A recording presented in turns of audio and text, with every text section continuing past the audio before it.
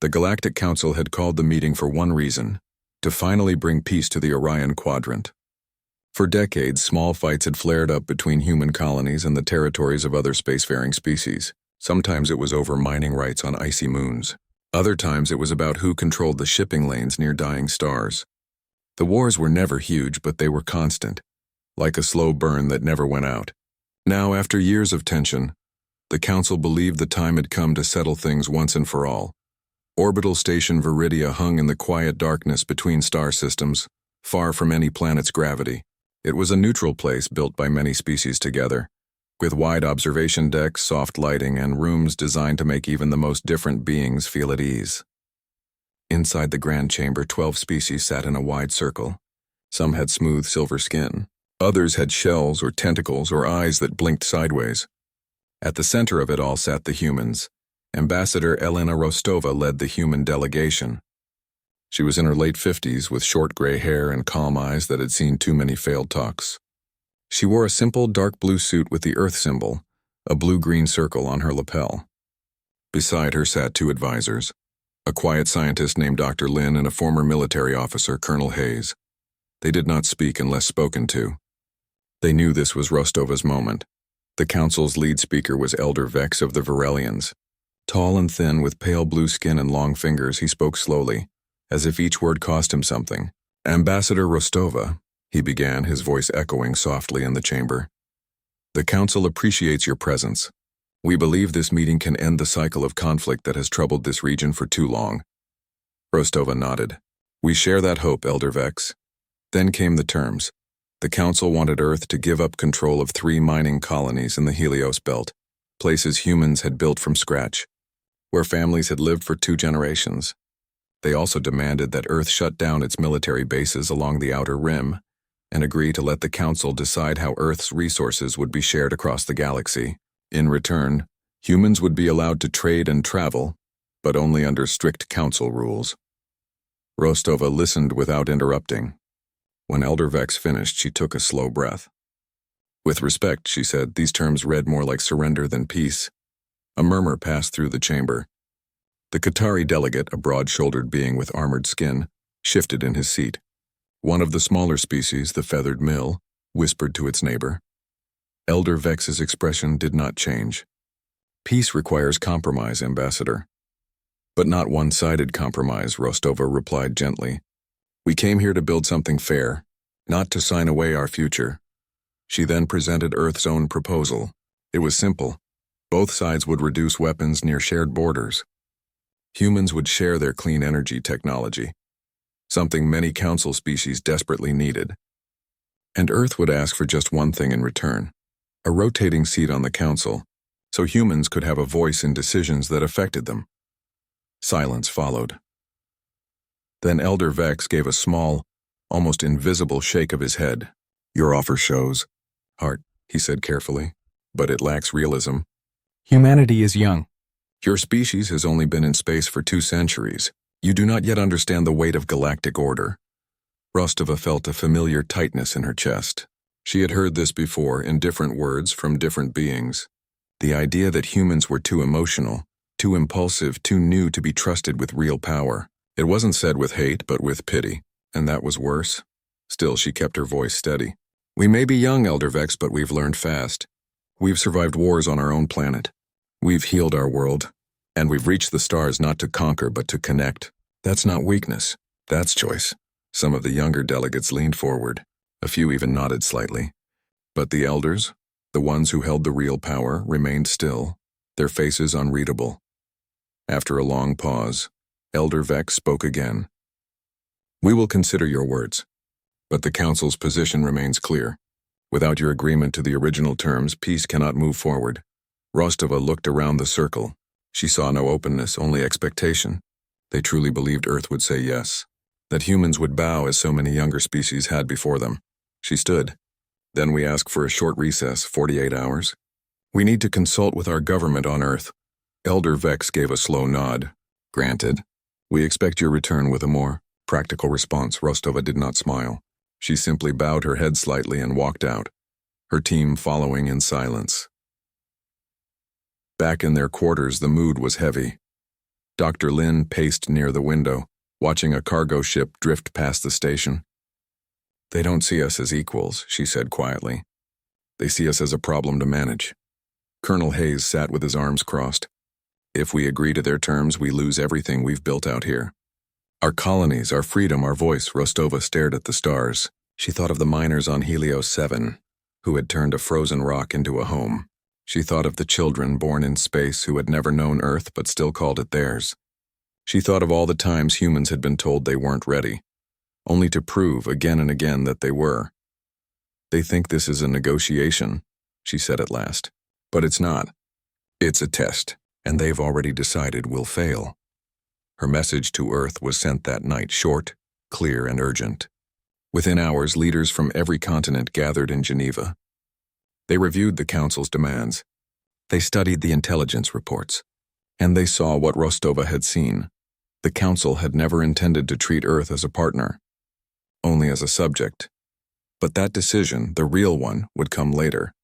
For now, on Station Viridia, Ambassador Rostova prepared to face the Council one more time. She didn't know if she would return with new terms or with final words. But she knew one thing for certain: humanity would not beg for a seat at the table. They would either earn it or build their own. Back on Earth, the news from the peace talks spread fast. People watched the reports on screens in homes, schools, and city squares. At first, many hoped the talks would bring real peace. But when Ambassador Rostova's message arrived, short, serious, and full of quiet warning, the mood changed. She explained what had happened on Station Viridia. The Council had not come to talk as equals. They had come to give orders.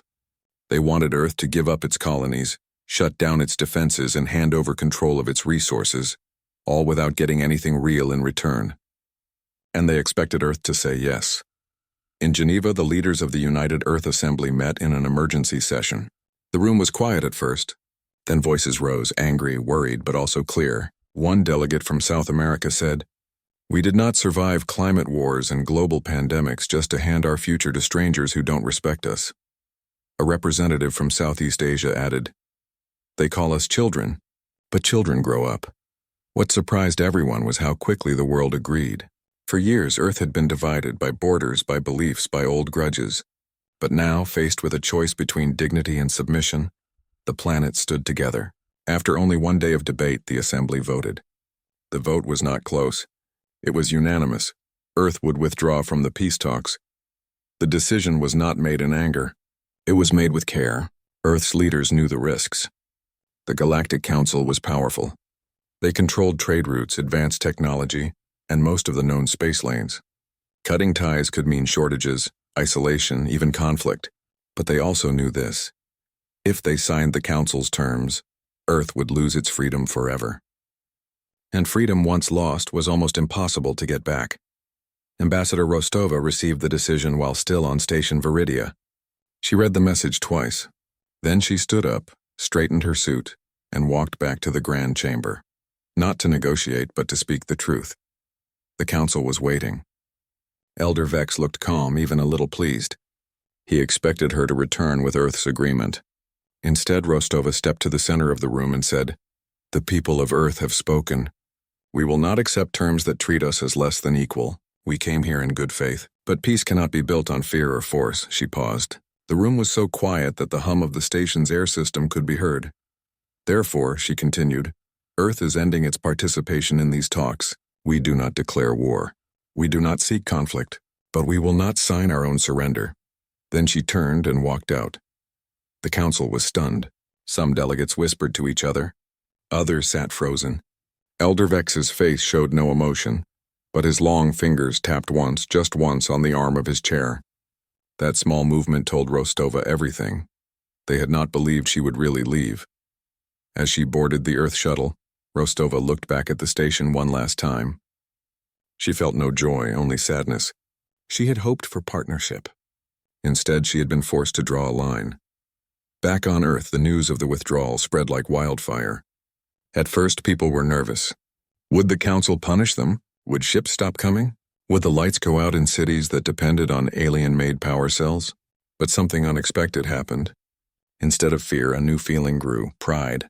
People began to talk about Earth not as just one nation among many, but as one world with one voice. Factories that had made parts for council ships switched to building Earth-made engines. Scientists shared old human inventions, solar farms, water purifiers, medical drones with local communities. Farmers planted more food. Engineers worked longer hours. It was as if the whole planet had taken a deep breath and said, "We can do this ourselves." The council, meanwhile, sent a message. It was polite but firm. It called Earth's decision regrettable and short-sighted. It said the door was still open, if Earth changed its mind. But the message also carried a warning. Without council approval, Earth's ships might find it hard to travel safely through shared space. Earth's reply was simple. We understand the risks. We accept them. In the weeks that followed, life changed. Some goods became harder to find. Certain medicines took longer to produce. But Earth adapted. Old ideas were revived. Forgotten skills returned. And something else happened too. Other species began to notice. The Xanthari, a nomadic people who lived on giant space arcs, sent a quiet message to Earth. We saw what you did. We respect it. The Mirathi, a quiet but brilliant species that had never joined the council, offered to trade data crystals for Earth's bioseeds. Even a few low-ranking council traders, tired of strict rules, began doing small business with human outposts in secret. Earth was no longer begging for a seat at the table. It was building its own in the council. They watched. They waited. They told themselves Earth would come back, hungry, tired, and ready to obey. But Earth did not come back. Instead, it grew stronger, quieter, and more united than ever before. Ambassador Rostova, now working from a small office in Nairobi, received daily reports. Each one showed the same thing. Humanity was not falling apart without the council. It was coming together. She knew the hard days were not over. But for the first time in a long time, she felt hope. Not because the galaxy had accepted Earth, but because Earth had finally accepted itself. After Earth walked away from the peace talks, the galaxy did not end. Life went on. But it changed in ways no one expected. At first, the Galactic Council thought Earth would quickly run into trouble. Without access to council trade routes, advanced parts, or shared data networks, they believed human colonies would struggle. Food would run low. Ships would break down. People would get sick without alien-made medicines. And soon, Earth would come back with its head bowed, ready to sign whatever the council asked. But that did not happen. Instead, Earth turned inward and outward in new directions. Engineers on Mars rebuilt old fusion reactors using human-made parts. Scientists in Tokyo and Nairobi worked together to grow medicine in labs, using plants and bacteria found only on Earth. Farmers in the Amazon and the Great Plains increased food production, sending extra grain and vegetables to space stations and lunar bases. For the first time in decades, Earth was relying on itself. But it did not stop there. While the council watched and waited, Earth quietly reached out to other species, ones the council had ignored or pushed aside. The Xanthari were one of them. They were travelers, living on huge ships that drifted between stars. They had no home planet, no army, and no seat on the council. But they knew the hidden paths of space, the quiet routes between systems that big ships never used. Earth offered them something simple: clean water filters, solar panels, and seeds that could grow in poor soil. In return, the Xanthari shared their maps and let human ships travel with them. Soon, small Earth freighters were moving goods through parts of space the council didn't control. Then came the Mirathi. They were a quiet people, brilliant but shy. They lived on a mist-covered world and rarely spoke to outsiders. But they had watched Earth's choice with interest. When Earth sent a message, not asking for help, but offering to share knowledge, the Mirathi replied. They traded data crystals filled with star charts and energy designs for Earth's medical research and music. Yes, music. The Mirathi loved human songs, especially old ones about hope, loss, and coming home. In return, they gave Earth new ways to store power in tiny cells, small enough to fit in a pocket but strong enough to run a home for a week. These deals were small at first. Just a ship here, a message there. But over time, they added up. New trade paths opened, new friendships formed, and Earth was no longer alone. Back on the council's side, things began to go wrong. The Varelians and Qatari had always depended on human-made parts, especially quantum processors used in ship navigation and hospital machines. These processors were small, fast, and cheap. Earth had sold them to everyone for years. Now they were gone. Factories slowed down. Hospitals waited weeks for repairs. Even the Council's own message network started to glitch. At first, the elders blamed bad luck. Then they blamed temporary supply issues. But everyone knew the truth. Earth was not coming back, and the galaxy was feeling the loss. Worse, some of the smaller council members began to complain. The Lyra, a peaceful species that farmed algae on ocean worlds, needed Earth's water purifiers to keep their cities clean. The Tovan, who built ships, used human alloys to make lighter, stronger hulls. Without them, their work cost more and took longer. They asked the council to fix things. Talk to Earth again, they said. Not as rulers, as partners. But Elder Vex and the other leaders refused. Humanity made its choice, Vex said in a closed meeting. Let them live with it. Still, doubt was growing, even among the council's own people. Young Varelians watched Earth's broadcasts, videos of children learning in space schools, of engineers fixing broken satellites with scrap metal, of musicians playing under Earth's moon. They saw not chaos, but courage. On Earth, life was not easy. Some colonies ran low on certain supplies. Some people got sick when old medicines ran out. But instead of giving up, communities helped each other. Cities shared power.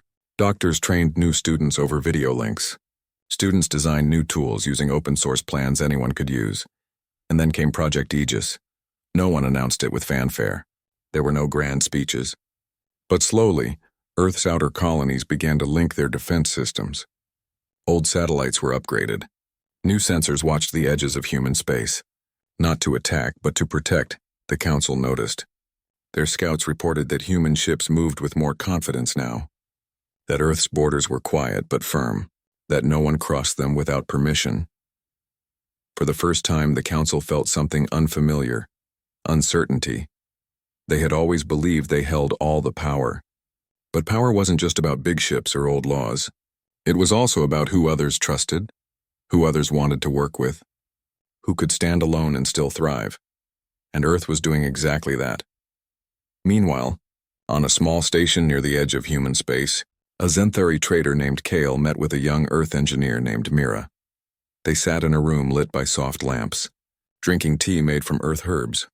You surprised us, Kale said, his voice like wind through leaves. How?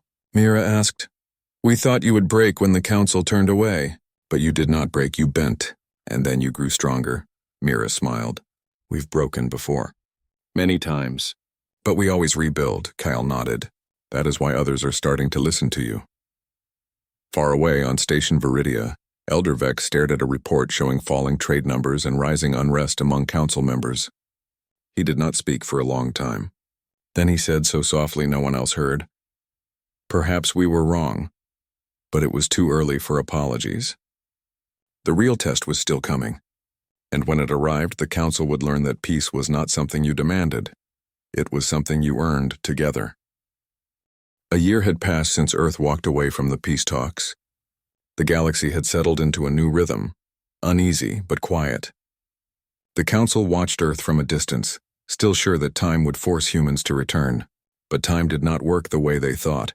Then everything changed in a single day. A ship exploded near the Helios belt. Not a human ship, but a Qatari freighter. It was carrying food, medicine, and parts for a colony on the edge of Council space. The attack was fast and brutal. No warning, no message, just fire in the dark. The attackers were from the Xylos, a fierce insect-like species that lived in the broken ruins of dead star systems. They had always been a problem, but a small one. Now they were bold. They struck again the next week, hitting a Varelian mining outpost, then a trade station. Each time they vanished before the Council could respond. The Council called an emergency meeting. Ships were sent, but they were slow. Their weapons were old. Their command system was tangled in rules and ranks. Days passed and the attacks kept coming. Fear spread through Council worlds. People stayed inside. Ships stopped flying. Trade froze.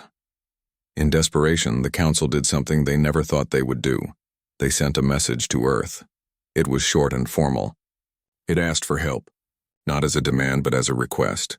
The safety of the quadrant is at risk, it read. We ask Earth to join us in stopping the Xylos threat.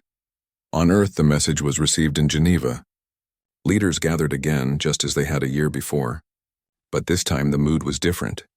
There was no anger, only quiet thought. Ambassador Rostova, now Earth's Minister of Interstellar Affairs, spoke first. They did not ask for peace. They asked for help. There is a difference. Some wanted to say no. Let them feel what it's like to be alone, one general said. But others disagreed. If the Xylos grow stronger, they will come for us next, said a scientist from Brazil. This is not about the Council. It's about survival. After long talks, Earth gave its answer. It was not what the Council expected. We will defend our own borders, the reply said. If Xylos ships come near human space, we will stop them. But we will not send our ships to fight in Council territory. We are neutral. The message stunned the Council.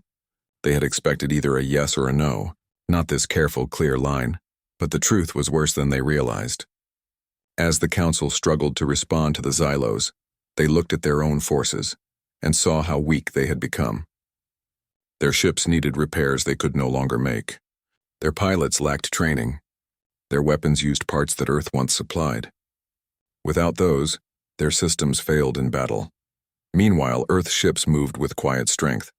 When a Xylo scout ship drifted too close to the Mars colony, it was met by 3 human destroyers. No shots were fired. A warning was sent. The Xylos turned and left. It was fast, clean, professional. The Council watched the report in silence. Their own forces had lost 3 ships trying to do the same thing. In private meetings, the younger Council members began to speak openly. We were wrong about Earth, said a Lyra delegate. They did not leave because they were weak. They left because they knew their worth. Even Elder Vex could not ignore the facts. He called a secret meeting with only his closest advisors. For years, he said, we believed order came from control.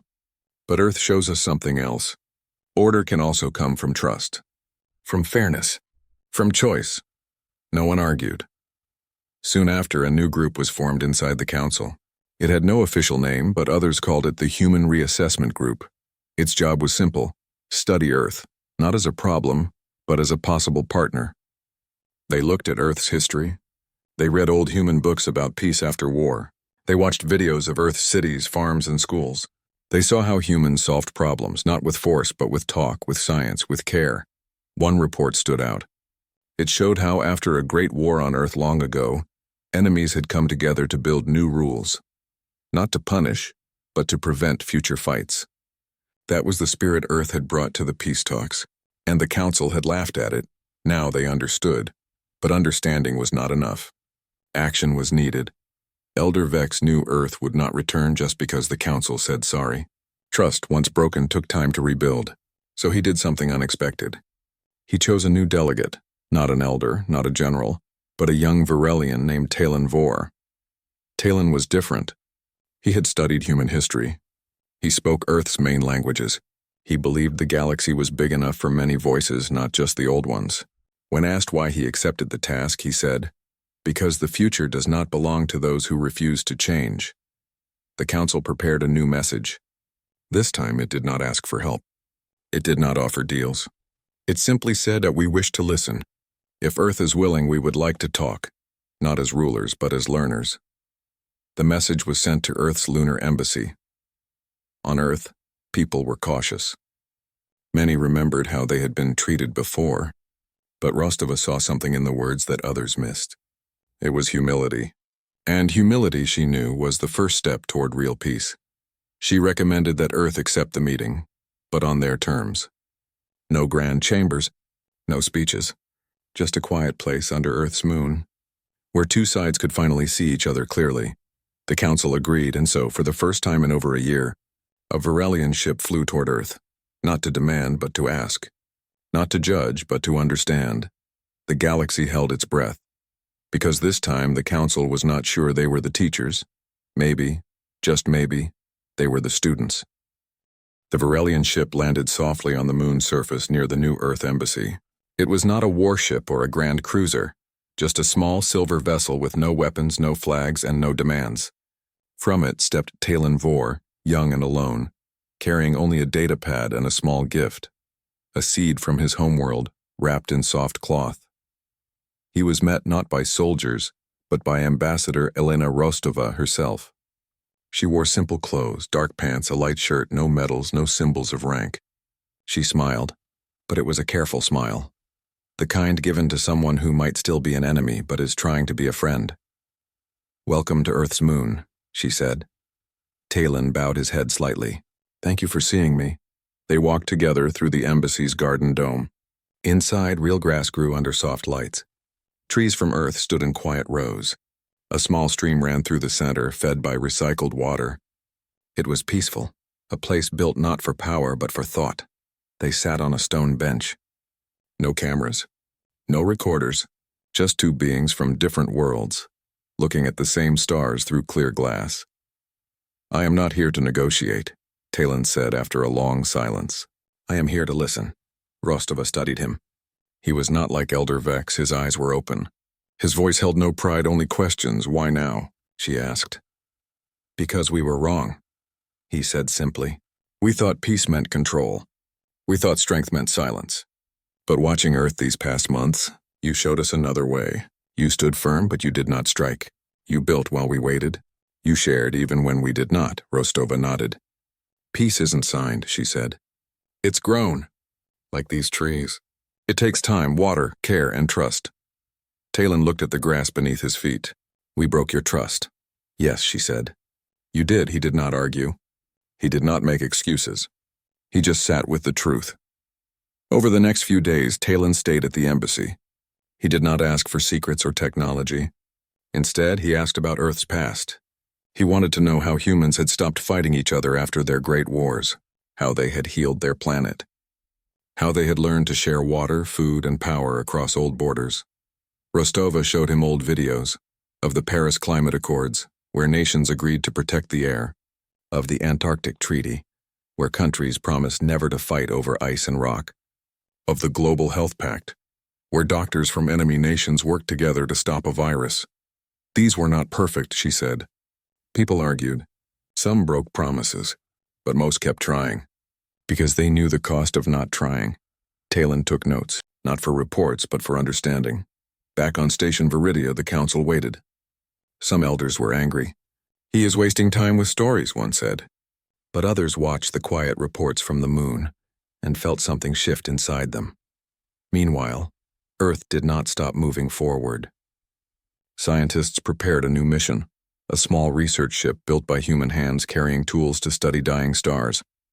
It was meant to fly alone, but when Talon heard about it, he asked a question. "What if the council joined you? Not to lead, just to help?" Rostova was surprised. "Why would you offer that?" "Because knowledge should not belong to one species," he said. "And maybe this is how we start again. Not with treaties, with teamwork." She thought about it. Then she agreed, but only if the ship flew under a new flag. Not Earth's, not the council's, but a shared symbol. A circle with 12 points for the council species, and one green leaf for Earth. The council was shocked. They had expected demands. Instead, Earth offered a chance. The mission was named Horizon. Its crew would be half human, half from other species, including one young Virelian scientist who had never been to space before. The ship would study a strange energy wave near the edge of known space, something that could help all worlds understand the universe better. On the day of the launch, people gathered, not just on Earth but on many council worlds. They watched on screens as the horizon lifted from the moon's surface, quiet and strong, heading into the dark. Talon stood beside Rostova in the observation room. Neither spoke for a long time. Finally, he said, "We haven't fixed our mistake." "No," she agreed. "But you've finally seen it clearly. And that's where healing begins." In the weeks that followed, more quiet talks happened, not in grand chambers but in gardens, labs, and ship decks. Earth shared its water purifiers with the Lyra.